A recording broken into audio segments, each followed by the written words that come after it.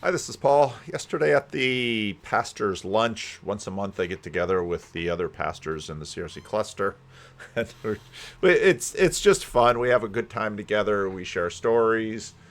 We've been doing this. Kevin Adams and I. He's been on the channel. He's the pastor of Granite Springs and the church planter at Granite Springs. We started this when I got here 25, 26, 27 years ago.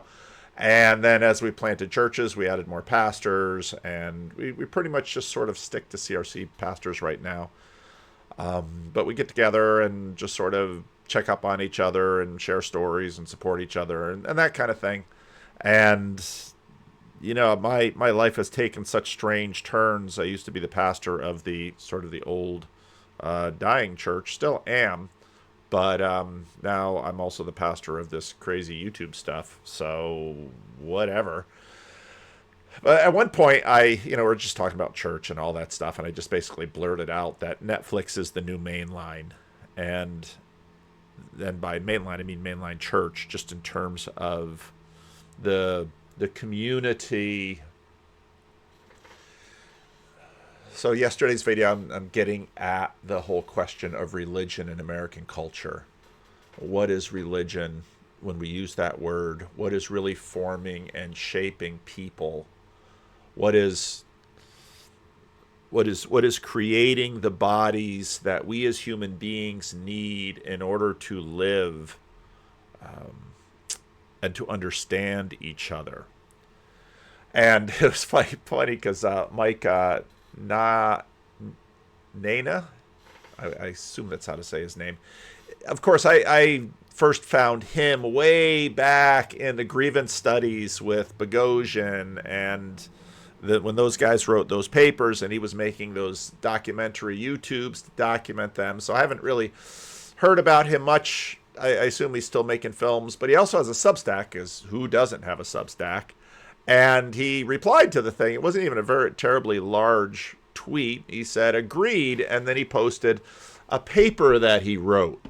And it was a really good paper, or a really good Substack. I knew it would be interesting because he started talking about Lippmann, who, if you read George Marsden's book about the twilight of the American Enlightenment, Lippmann is a very important figure in terms of shaping, let's say, the mid-20th century consensus that is basically the big consensus that is breaking down and getting broken down by what's going on in basically the natural, the Western religious sphere. In the 1996 presidential briefing, the head of the U.S. Federal Reserve compared the explosion of economic activity on the internet to the discovery of a new planet. Although at that moment the administration was looking at economic bubble that would burst around 5 years later, the analogy has since proven to be apt. The economy of Alan Greenspan's cyberplanet now accounts for about 15% of the world's output, and its GDP continues to grow at a rate more than twice as fast as the physical world.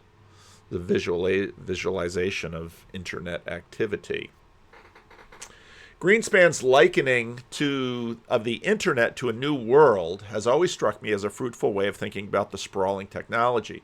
When I was in the business of building social media platforms, I found that giving the internet a sense of place helped me to hold unfamiliar tech concepts together and communicate strategies. Again, this is, Vervaeke exaptation. The reason we're always using our hands is because we're just so better at spatial terms, and so then we are thinking in terms of spatial terms, and whereas although that's going to give us a little bit of distortion, it's going to be better than nothing.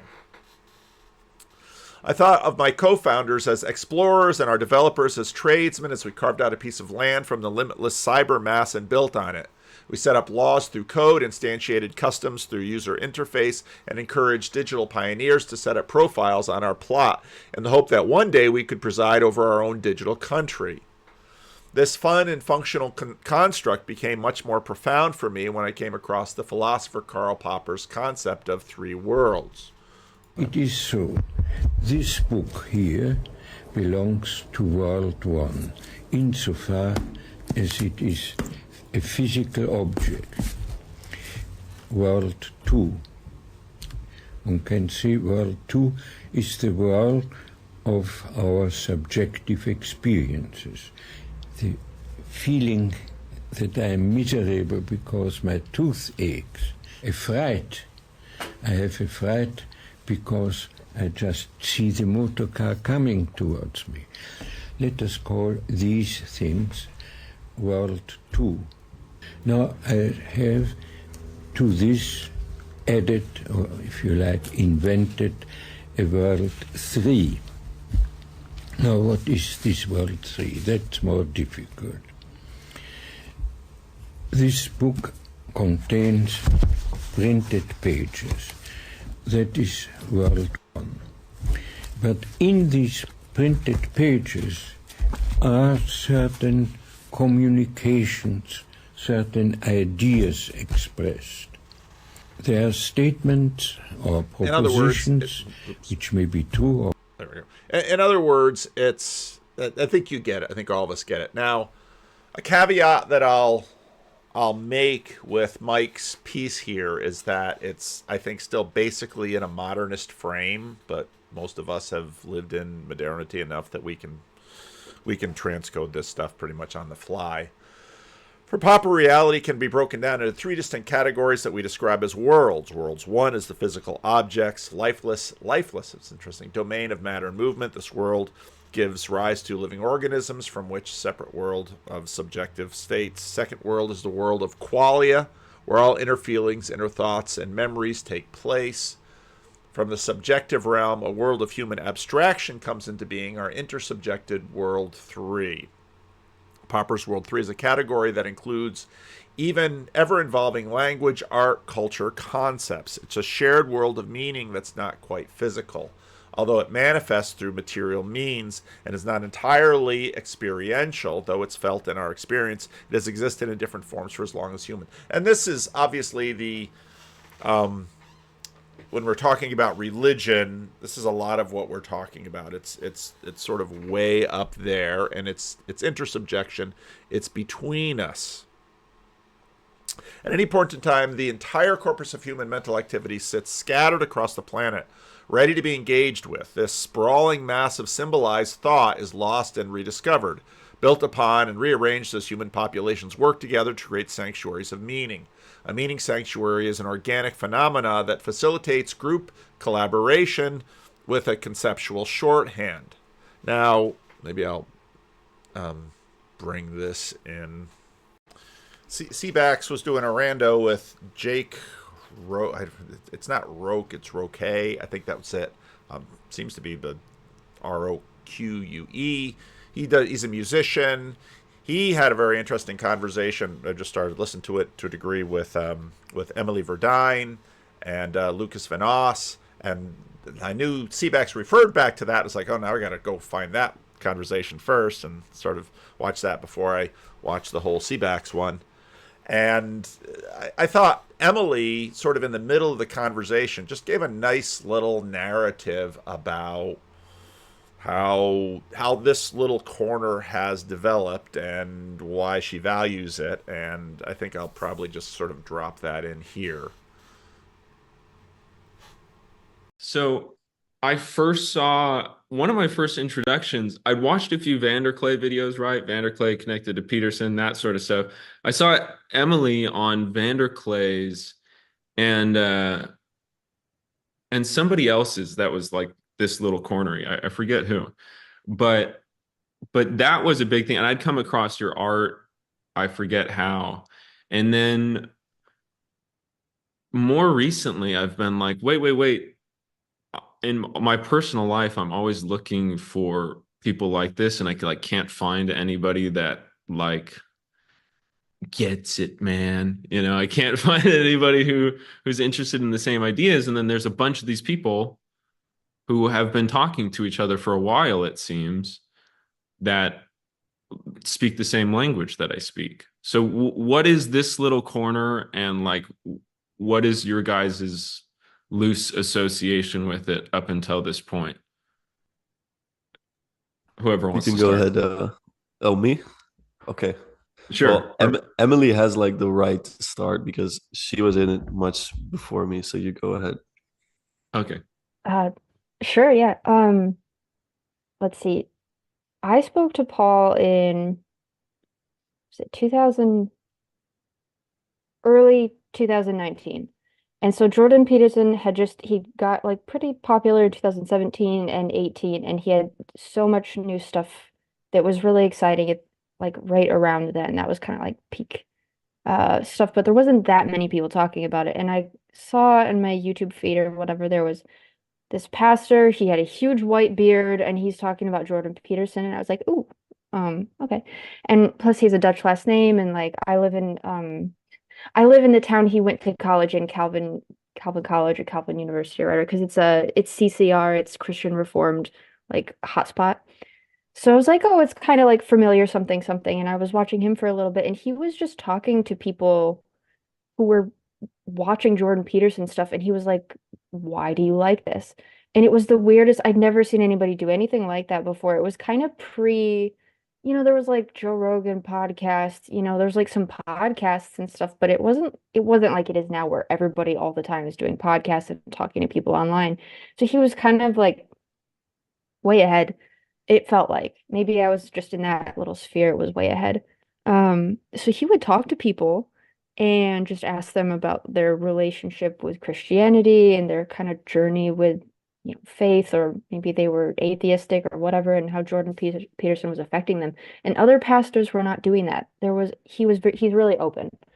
And so he kind of facilitated, and the Hmm. people who would talk to him were then like, I need to talk to the other people because everybody was so excited. So I was just watching for a little bit, and then I finally got in touch with him because I think he brought So up it Alex did start Jones. from Vanderklay. It like he was kind of like Yeah, the that was okay. his thing. Yeah, yeah. Gotcha, But he gotcha. eventually got in touch with Pajot and Vervaeke, and now they're all kind of buds. At least they were talking semi-regularly for a while, which was super cool. But the audience kind of like the comment section was like thoroughly embedded with each other. There was like a Discord quickly made, and it was really interactive. Like everybody was talking all the time. So, um, and everybody kind of got to know each other. So it became like this tight-knit group, but everybody spoke the same internet language because we were all watching Hmm. the same stuff.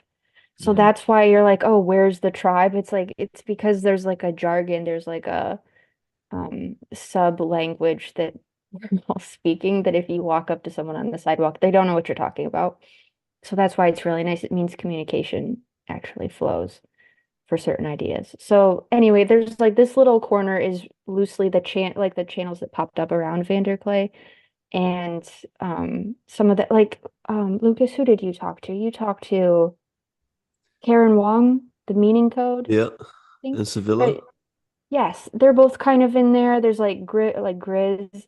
Grizz is awesome. He's like, there's just a bunch of little channels floating around, and Yeah. everybody kind of talks. It's like this weird internet network of That's religious so cool. oddballs. It's so Yeah, cool. I'm it's like, really weird. But yeah. they call it this little corner. So there's like that's what the corner is this corner of the internet where people are discussing this kind of stuff. And they've been at it for a while. Um, Yeah. and they really care. So anyway, that's I talked to Paul once or twice, and that's how I got into that. But it's still going. I think it's still going pretty strong. I've kind of like backed out of it, because I have Mm. more real life stuff going on now than I did before. But yeah, it's still very present, I think. Mm-hmm. So Lucas, how did you get into that like later? Yeah. So I was listening while you were like talking to Paul. I never listened to Paul Vanderklay ever actually until quite recently after I met him in person.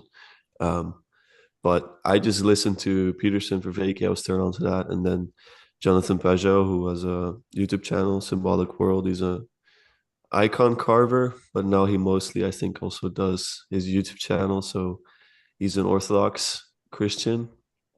Um, and so Jonathan Pajot, John Vervaeke, who is a cognitive scientist, among other things, actually. Jordan Peterson and then Paul Vanderklar are like the four main figures of that. Horsemen But I, of this huh? little corner. The four horsemen of this little corner. Yeah, Uh, exactly. And so people that are aware of all four, I think, are often like into this little corner. But I was for a long time just aware of the three. So I never had people to interact with, because partially that was because I already spoke to my brother and my dad about these things. Like I kind of had my itch scratched in that regard. So I didn't really need to talk to many other people. And I had like some friends that were into similar things.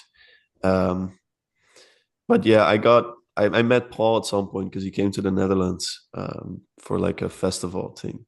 And I saw him in Amsterdam, and we were gonna like see Amsterdam together. And he looked at me, he's like, "Hey, I know you from YouTube." It's really funny. Nice. That was like the first time I'd met someone that I'd like that had seen me on YouTube before I'd met them. So that was really funny. But yeah, Paul is kind of the person that made this thing into a community, because he started talking to all these people that were like, yeah, well, random people, calls them randos. So like people that are into this stuff and that want to do their story, or that want to like make this more embodied. And he made that happen. And he's like a machine. Like he uploads so much content. He's a pastor. So he has his own little church in Canada, I think. Is that true? Sacramento, California. What's the Dutch connection to this little corner? You said he has a Dutch last name. You both are Dutch, yes? No. Well, I'm American, but yeah. Dutch immigrant family, kind of. Okay. I mean, we have a Dutch last name, so Yeah. Gotcha. I think the Dutch connection isn't actually like that strong, but I think because Paul is like, his name sounds Dutch. And Vervaeke actually is also a Belgian name, which is funny. But you know, Paul's name, like Vanderkla, is not actually his real family name, but his family changed that because they were like during the time of the Nazis, they didn't want to be found out because he was actually Jewish, so the family was Jewish, and then he just changed it to a regular Dutch name. But yeah, so the area that Emily's from, I guess, is more Dutch Reformed, and then there's some Dutch people that are more present in the corner, but not that many, to be fair. Yeah, I don't think it's a major thing. I think there's some No. people in the Netherlands who listen, though. There's like a large enough chunk, I believe. Yeah, like we have now an embodied like little community here as well, that we like each other every month for like a little dinner and whatever. So it's quite fun. That's going to be pertinent in terms of this whole piece and in terms of what I was thinking about this morning on Twitter. Early humans transmitted their tribal sanctuaries verbally, which put extreme limitations on how much complexity could be stored and transmitted. Kale and Sam did a super interesting live stream this morning on this podcast about telepathy. Very good conversation. Of course, it's a good conversation between Kale and Sam. What other kind of conversation are these two going to have? It was really good. But this is we human beings are so we're so able to connect and mind read. So besides TLC type content, I also like tech stuff and I like EVs, and so I tend to watch some of these car trip type things. And TFLEV is one of the channels that I watch, and usually it's a bunch of dudes, and we're paying a lot of attention to all the tech. But this one was kind of interesting. The ID Buzz, which is kind of the new Volkswagen minibus. So the first trip out was sort of a disaster because EV chargers and stuff weren't working. These guys are based in Colorado, and then these two young women take it out. They go to this really cool place. Let's see if I can find it. They go to this really cool place in Colorado, and they meet some goats, and the whole video was just fun. I really enjoyed it. But what this has to do with this video and with Kale and Sam is this little game that the one woman starts to play with the other woman that she said she'd always done with her friends. I gotta find it here first a minute. Okay, here we go. Let's hope that the people who have this channel have a good sense of humor and don't want to say, "How dare you use our footage?" I'm not competing with EV channels. Trust me. To our charging destination, I think so far we're having a much better experience than Roman did. after picking up this van. So there's a fun road trip game my sisters and I play whenever we're on a long trip. Jen, it's called the word association game. Love it. So essentially the rules are we both say a word after a countdown from 3, and we then take those 2 random words and try to say the same words using those 2 words. Does that make sense? Yeah. Okay. Are you ready? Do you have a word in mind? Yes. Okay. 3, 2, 1. Trees. Red trees. Okay, I got my next word. You do? Mm-hmm. Immediately? Red Yeah. trees. Red trees. Okay. 3, 2, 1. California. Okay. Yes! Let's go! I feel excited Great about it. Okay.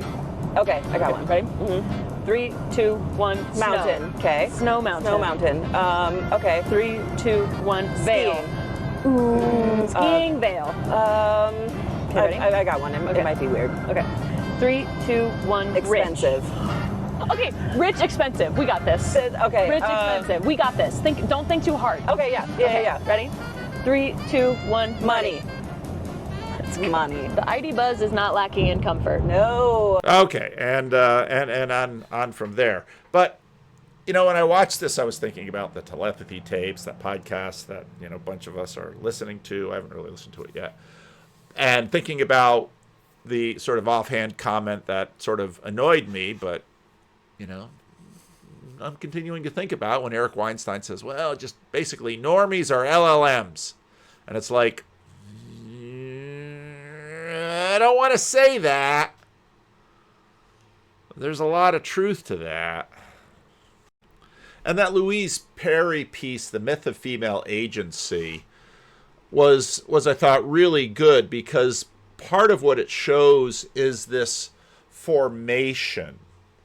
For human beings to operate, we have to, this is all the stuff we've been talking about forever here. We outsource, we do this collective cognition. We not only do collective cognition, we do all this collective implicit commitments with each other. We make these assumptions and we mirror each other, we mind read each other. We're just doing this all the time because, again, the world is too big, the world is too massive, we've got to break it down. And if we break it down as a community, well, then we're just far better off. And you see this with differentiation and distribution of all sorts of things. I'm sitting in my office being a pastor, but people in church have different jobs, and it's just how we as human beings work.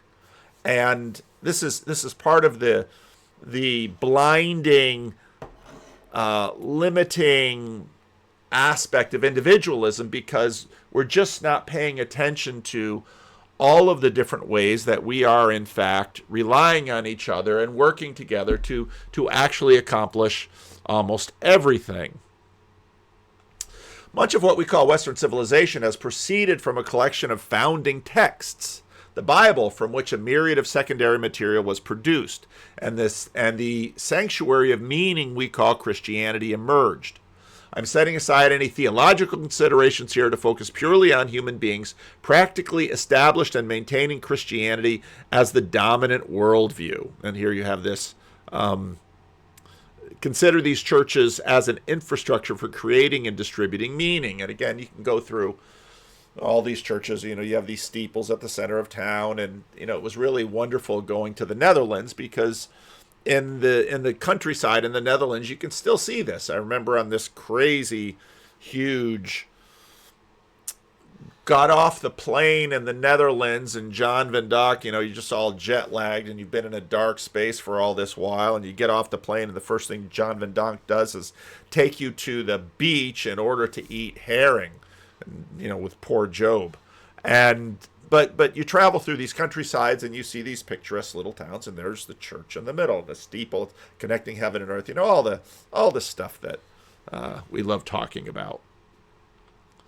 Throughout most of the Common Era, the institution of the church and state. Now, state is really important here because, of course, church and state were pretty close, and this is a big part of the conversation with respect to what happened in the United States, because in many ways the United States pioneered a state without a state church. But there was a state church. It was this implicit, waspy, collective of mostly Protestant churches that had enough commonality that they could sort of do like these two women are doing in terms of finish each other's sentences. They had a number of things that they would disagree on, but it was not too much to worry about. And this is, when I think about the perennial Catholic Protestant, does the church come, which has primacy, the church or the Bible? And, I see these straw man debates on the internet over sola scriptura, because really what we're talking about is primacy, because the major Christian traditions read the Bible, and Protestants build churches. And Protestant churches, even if they don't have all of the ideas of apostolic succession sort of housed within this structure, they still very much see themselves as part of a living tradition.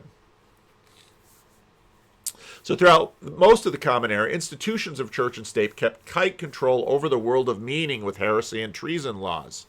This Catholic configuration of World 3 was understood to be the world of the Word of God mediated through the authority of his institutions, which was understood to best able to interpret God's divine will. These interpretations motivated behavioral norms, conquest, inquisitions, and many different rhythms of cultural activity. The invention of the printing press around 1440 meant that copies of books, pamphlets, and posters could be replicated relatively cheaply, which facilitated a massive increase in the World 3 participation. Literacy spread, and through the work of Martin Luther, the translated Bible fell into the hands of masses who began to developing and sharing their own interpretations of God's will outside the purview of the Catholic Church. Of course, that was going on before it, but it tended to be people with a fair amount more learning, because you had to be a monk and you had to have access to scrolls, but still they kill Jan Hus. This was the tumultuous time of meaning-making that erupted into decades of war, flurries of collective insanity, and bloody persecutions. Those who study media will often point to the invention of the printing press as the technological breakthrough that lay the foundations of the Enlightenment, a period of the 18th century where rational modes of thought spread across the Western world with profound impacts on social organizations. The new liberal democratic order was complete reconfiguration of the nature and scope of World 3 based on the radical idea that the objective truth existed for all to explore and that we all benefit from the attempt to converge on it in a free and open way. This, of course, are the foundations of liberalism. Now, I've been working on my office. It's more organized now because I had to do some reconfiguration, and one of the things I had to sort of reconfigure and reset was my book scanning machine. I like to even, sometimes the ideal way for me to get a book is to get the physical copy, and then I can scan a PDF out of it, and then I sort of have it in both worlds, and I can work the PDF. Spencer Klavin's book is, I'm just loving this book. I am really loving this book because he deals with all of these issues at just sort of the right level. There's a lot of books that are very big and deep and broad, and if you're going to cover this much history and this much stuff, you have to sort of have a handle on how to keep it moving. And he's such a good writer, and he's so good with words. He really does a wonderful job with it. Here in this section, he's quoting Frank Sinatra and then Nat King Cole. By 1959, Nat King Cole could expect everyone to take it in stride when he sang, "Something happened to me. Every time I feel that you are near, a strange kind of chemical change goes rushing through me."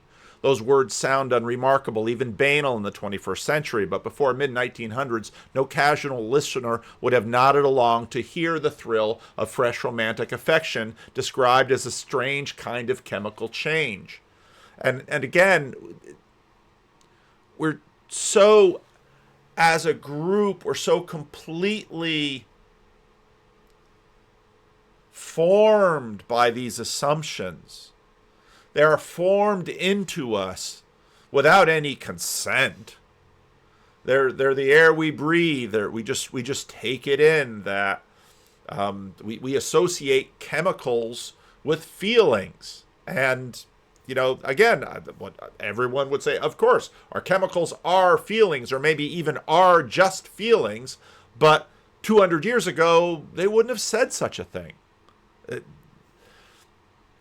Before the mid-1900s, no casual listener would have nodded along to hear the thrill of fresh romantic affections described as a strange kind of chemical change. Those words represent a new assumption taking hold, a chic new theory according to which chemical could be used almost synonymous for emotional. And again, what's amazing is that this scales. It isn't just like scientists out in some lab thinking about this. It's colloquial language. These are the liturgies of our collective religious faith. If the glimmer and exaltation of human feeling is actually just an aftershock of biological energy transfer, then emotional change is chemical change. Talking about one becomes shorthand for talking about the other. Today, the shorthand is so commonplace we don't even notice it. But in the age of the steam engines and first flight, it was still taking hold. In fact, that era, the era of the atom and the machine, is what gave us our mechanical and chemical idea of ourselves. It is like a genetic inheritance that we cannot seem to shake. No one saw the coming change in mankind's self-understanding with starker clarity than Friedrich Nietzsche. They're always a pastor's son. Jung is a pastor's son. Nietzsche is a pastor's son. It's always a pastor's son upending the world. Watch out for my boys. A pastor's son from the German state of Prussia, Nietzsche was born in 1844 into what should have been auspicious times. King Frederick Wilhelm III had declared decades before that Prussia's two major denominations, the Lutherans and the Calvinists, should lay down their disputes and merge in Christian brotherhood. May that promised point in time not be far off, murmured the king, when all, under one common shepherd, will form one flock in faith and one love and one hope. But underneath the dreary smile, the enlightened monarch betrayed more than a touch of haughty indifference. The churches, sighed King Frederick, are divided merely by certain external differences. Participants in the dispute might consider these differences theologically crucial, but from the divine perspective of the lofty throne, they were merely bickering and distraction. Let matters like predestination of souls be set to rest. They would never be decided again anyway. Get on with the business of serving the German state. That's, after all, what's important. Nietzsche's painful talent was to see straight through this kind of bureaucratic doublespeak. His unsparing eye could pierce even the most delicate fictions. Clavin's a good writer. Be it a blessing or a curse, he was willing and able to debunk every pretty lie and self-delusion that kept modern man in courteous harmony with one another. So unreflecting patriots might tell a heartwarming story that humanity was moving beyond religious hostility, but Nietzsche could see that disputes over eternity and salvation were becoming less violent only because they were becoming less important. Behind the comfortable facade of high society and the smooth efficiency of the Prussian state, there yawned a black chasm of emptiness, a nihilism too shattering for lesser men to name. The nations of Europe were learning to focus on material prosperity and earthly peace because they cared less and less about anything else. Most infuriating of all, people hardly even seemed to notice the transformation unfolding. They went on chattering about niceties like justice and virtue, as if these words referred to absolutes in some shiny realm of eternal glory. But in the same breath, educated men were already talking as if no such realm existed, as if the cold light of science had dispelled the phantoms of the supernatural world once and for all. Animal evolution and material law explained everything. The world was made of nothing but fragile sinew and cold dust. Where was God in all of that? What right had evolutionists to speak of realms beyond? Disgusted with the pretentious abstractions of his fellow academics, impatient with theologians whose verbal tricks he knew so well, This tortured prodigy set his formidable mind to exposing the rotten foundations of conventional morality. Parallel to that, of course, is Voltaire had set the stage earlier when he noted, the Muslim and the Christian and the Jew, when it comes to commerce on the docks, they seem fine. What's wrong with the monarchs and the pastors? A central concept, back to Nana, a central concept in the liberal paradigm is the marketplace of ideas, which is a metaphorical marketplace that believed to facilitate innovation and social progress through fostering the free exchange of diverse viewpoints. Of course, YouTube majors in this. In theory, this allows society to collectively sift through and embrace the most valuable ideas. It relies on making such a wide range of information as publicly available and that there are legal safeguards against censorship, as well as ethical norms around tolerating different perspectives.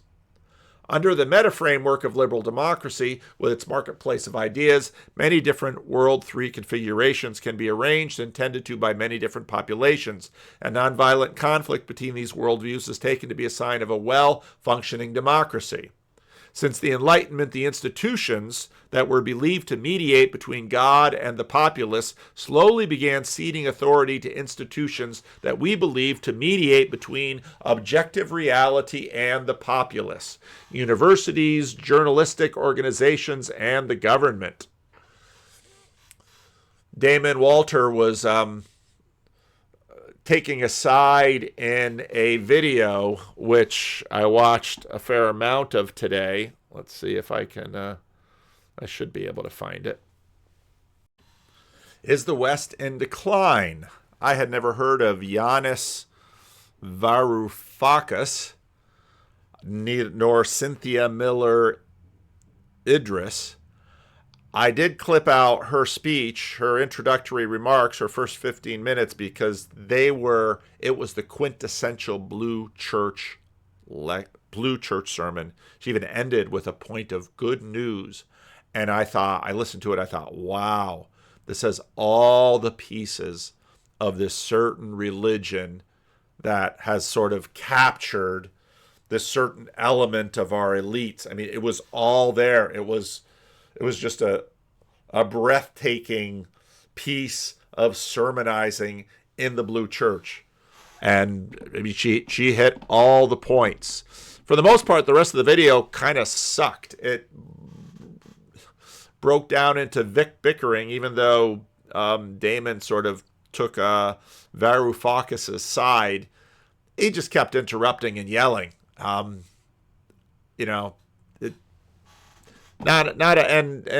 Miller Idris, moderated herself as the thing went on, but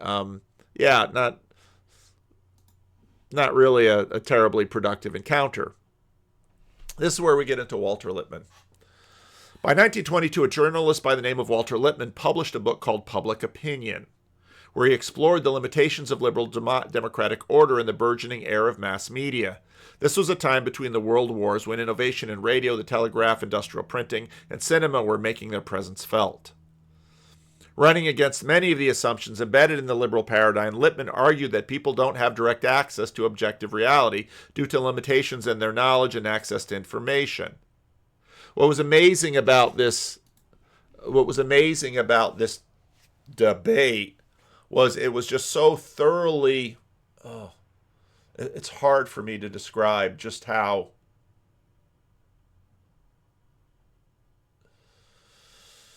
maybe I'll dare play her little speech. It's some of you are going to be so massively triggered you might click away, but it's really something to behold. Once a fringe conspiracy theory, the phrase cultural Marxism edged its way into the mainstream as part of a set of arguments that warn the left is trying to destroy Western society through things like feminism, a disrupted gender binary, multiculturalism, Muslim immigration, and gay rights, which will supposedly undermine the West, the nation, capitalism, and traditional Judeo-Christian values all at once. Putting universities at the center of this plot made higher education the predominant site of the culture wars that the conservative and far right have claimed are undermining Western civilization. In and of itself, I wouldn't see that as particularly problematic. We can debate those issues all you want, and I'm sure we will today. But years of attacks on higher education that now increasingly take place within an online ecosystem that offers plenty of alternative facts as sources of information have done real damage. The far right's attacks on higher education ultimately anchored a broad assault on specialized knowledge and expertise more generally in ways that have undermined the credibility of expert scholars, facts, and arguments. Public health experts, the free press, scientists, and others have increasingly become suspect, accused of partisan bias, or disregarded entirely. The overall effect has been a weakening of the legitimacy of sources of knowledge and trust in the kinds of expertise that have historically helped build shared ways of explaining and understanding our worlds. The consequences of this, from anti-vax movements that have broad public health consequences, to lost trust in the courts, vulnerability to disinformation about stolen elections, are clear. By undermining the public's sources of factual information, attacks on higher education and expertise have created broader receptivity to propaganda and conspiracy theories. Second, this is all made worse by the fact that we spend most of our time now, or much of our days, in an online ecosystem that's vast and ever-expanding and full of harmful content, including massive amounts of fake and false and disinformation content that are sometimes hard to distinguish from reality, including because of AI-generated images and videos that are realistic enough to fool expert analysts, let alone ordinary citizens. Added to that is the problem that most people now get their news not from traditional media, but from social media, which has created immense risks as disinformation, propaganda, and conspiracy theories spread quickly online. Not least because even in the best of circumstances, tech companies' trust and safety policies are necessarily reactive. They're a Band-Aid solution focused on content moderation and removal of harmful information that's often been viewed and downloaded millions and millions of times before removal, and then is easily uploaded and shared again on mainstream and dark web platforms alike. And we've seen that with terrorist livestream videos over the past several years. Perhaps even worse, algorithmic recommendations actually feed harmful content directly to users even when they're not searching for it. An Australian study recently replicated in Ireland found that teenage boys' accounts encounter toxic male supremacist content within minutes on YouTube Shorts and TikTok, even when they're not looking for it, and that if an account shows any interest by watching that content, within 2 to 3 hours, the vast majority of content that is recommended to them is anti-feminist, misogynistic, and male supremacist. That content comes to boys and men no matter what they do. In particular, wherever they are online, subtly and not so subtly shaping their views of gender, hierarchies of superiority and inferiority, and ideas about power, control, and the acceptability of violence. Third, and finally, and I won't have time to get into this, but maybe we will in discussion, our time in those online ecosystems is even riskier, it's worth saying, because of fake news and disinformation that's propagated by hostile foreign actors intending to disrupt the West, further polarize us, and explicitly weaken kind of social cohesion and trust across identities. And so a new EU report on foreign interference, for example, that I just read, has documented systematic meddling in elections and interference in democratic elections across the EU, and points to the need for more proactive measures to address it, but it's really just sort of scratching the surface. So what can we do about this? I promise I'm not going to leave you with just the bad news, but I'm not going to come back to the good news until the very end. So we have 3 minutes at the end to wrap up, and I'm going to tell you about what works to prevent people from going down these rabbit holes, and that is the good news. We do have really good evidence that it can be prevented. The question is do we have time to prevent it further? But for now, I'll just wrap up to say, to sum up, my answer to the framing question is yes. The West is in decline, and my argument to justify that answer is that this decline is rooted in large part in a crisis in how we encounter, receive, and evaluate information in an increasingly online world. Attacks on higher education and specialized expertise, including in the media, combined with relentless exposure to bad, false, harmful, and fake content online, has weakened the legitimacy of what are supposed to be our most trusted sources of knowledge and expertise. And this means we now lack shared ways of explaining, interpreting, and understanding our worlds in ways that have led far too many people to readily accept conspiracy theories, fear-mongering, and other authoritarian tactics that stoke violence and erode democracies across the West and around the world. So I will return at the end to the good news about ways to prevent people from being persuaded by harmful and manipulative content, including at scale from recent evidence. But for now, I really want to hear what my colleagues have to say.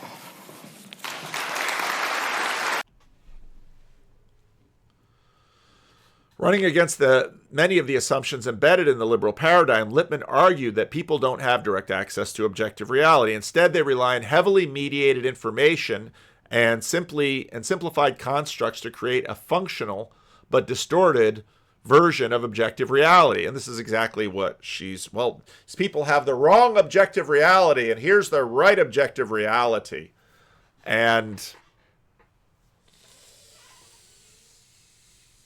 I don't see Nana really deconstructing that too much. Maybe that smells too much like postmodernity to him, but, are we metamodern or are we postmodern here in the corner? We sure are triggering some people. Instead, they relied heavily. He called this subjective representation the pseudo-environment. We are told about the world before we see it. We imagine most things before we experience it.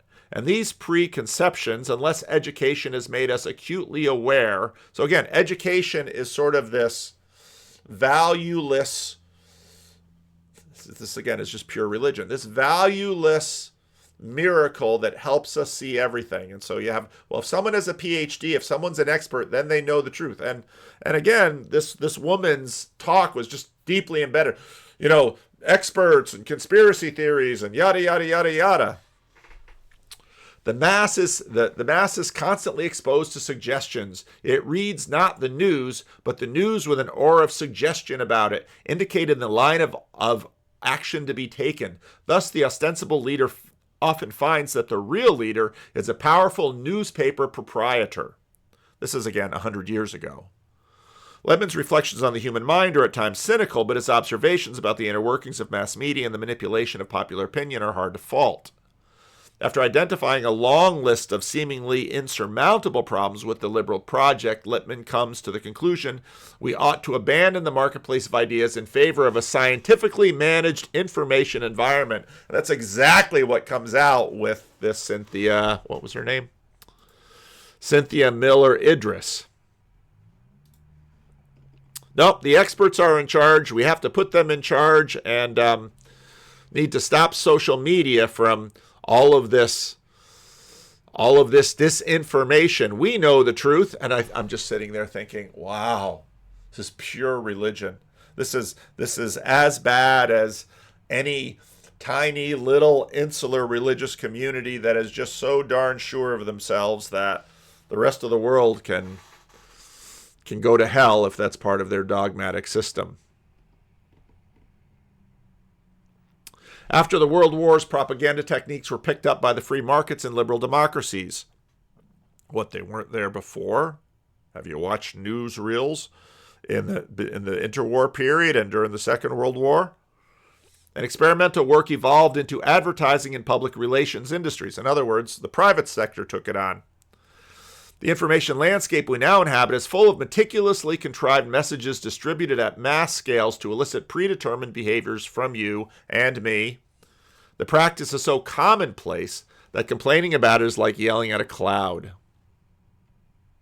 When the enormous media distribution channels of the internet opened up at the turn of the century, it facilitated a frenzy of World 3 participation where anyone with a PC and a web connection could have their own ideas frictionlessly replicated across millions of screens worldwide.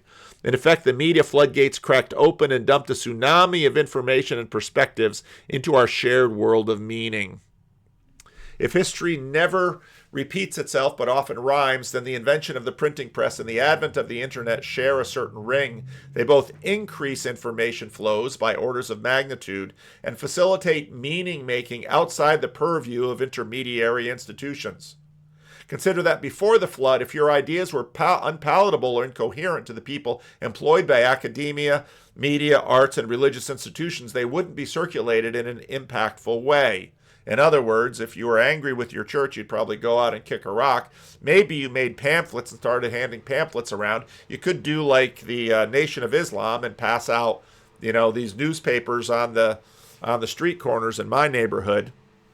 And they never really got very far. In theory, you could still participate in the marketplace of ideas, but you'd be stuck trying to distribute leaflets or magazines on a small scale, perhaps handing out CDs on a street corner or ranting from a soapbox. Whether you're excited from the possibility of mass participation in the mass distribution or lament the loss of more rigorous institutional filters, the old establishment did function to make the world a more coherent place, although through the curation of our sanctuary of meaning. The information floodplains we now inhabit have a hallucinatory feel, as if any sense of shared reality has come unstuck. This is where we're at. Our human needs to create sanctuaries of meaning compel like-minded people to form digital networks around different W3 configurations. There's the corner. This learning community. It's right there. These networks interpret and arrange objective facts, and this is where Nena is, basically modern. Objective facts in different ways and battle for legitimacy of their bespoke truth. And Grimgriz noted he hates that word. In the environment awash with perspectives and uncertainties, a simple and emotional resonance interpretive framework becomes appealing, and ideology is a means for cutting through complexity and coordination amidst the noise. Now, again, my interest in this is, okay, well, where's the church in this? Well, churches still function. Again, these things aren't completely dislocated. This from Mary Harrington's really good post about scrolling the divine. The great 20th century theorist of technology, Marshall McLuhan, proposed a fourfold heuristic for analyzing how a given innovation changes the world. It will enhance some features of our world and obsolesce others. Taken to its logical extreme, it will reverse into something else, and it will retrieve older forms. I offer a reading of the contraceptive pill here based on McLuhan's heuristic. It's my contention that digital retrieves pattern recognition as a mode of sense-making. I've concluded I've arrived at gradually based on 20 years of stitching together the history of English literature with my slightly obsessive love of the internet. I don't know if that link has made it through. Oh, yeah, it did. Enhancing, obsolescing, retrieving, reversing. So basically, Nena ends with a protest against censorship. And so, and where I'm not someone who's fully post-liberal, I guess I'm where Tim Keller is. Seabax mentions, old people like Tim Keller. Well, I guess I'm old now.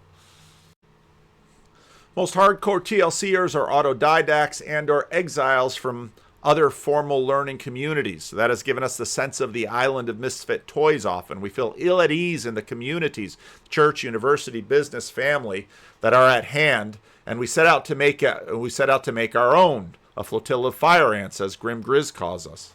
And this has been just, very, very enriching for me, but this is, I think, what we are going to continue to see.